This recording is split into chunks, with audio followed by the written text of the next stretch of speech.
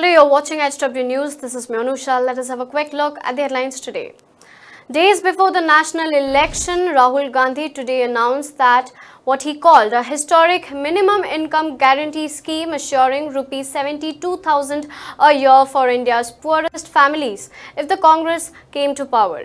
The money will be directly transferred to the bank accounts of 20% of the poorest in the country. The scheme said the Congress president would lift 5 crore families or 25 crore people out of the poverty. He also described it as an extremely powerful, dynamic, well-thought-through idea. Rahul Gandhi announced the scheme on a day the poll proceed finally took off as candidates for the first round of polling filed their papers. Minutes before the press conference, Congress Working Committee, the party's top policy-making body, had met to finalize its manifesto.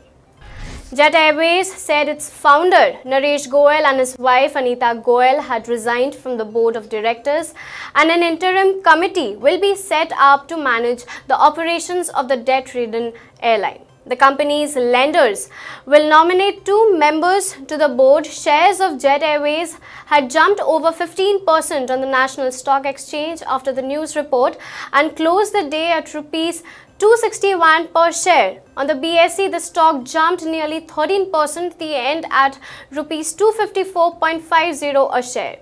Jet Airways had posted losses of over rupees 1,000 crore for 3 consecutive quarters since March 18. The carrier defaulted a loan repayment to bank on December 31st. The airline, which has 119 aircraft, had reduced its operation due to a liquidity crunch. JDS Supremo HD Devegowda filed his nomination from Tumkur Lok Sabha constituency. He will contest the election on April 18th.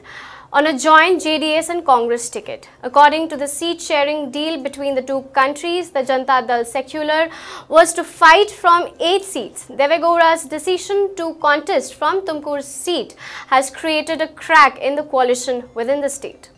A day after announcing his election manifesto, actor-politician Kamal Hassan took a flight to Kolkata today for a meeting with Chief Minister Mamata Banerjee. The two met this afternoon at Mamata Banerjee's office at the State Secretariat. While Kamal Hassan did not elaborate on the agenda before leaving Chennai, he did confirm that the meeting was political. Later, Mamata Banerjee announced the two parties have formed an alliance for Andaman and Nicobar Island, supported by Kamal Hassan's party. Banerjee's Trinamool Congress will contest the lone seat in the Union Territory. At least 13 civilians were killed in an airstrike conducted by the international military forces on Friday night, allegedly in support of pro-government forces. An initial inquiry has indicated that 10 of the deceased were children. For more news updates, log on to www.hwnews.in. Now be the first to know about the latest updates on our new news app. Go on your Android or iOS, search for HW News Network.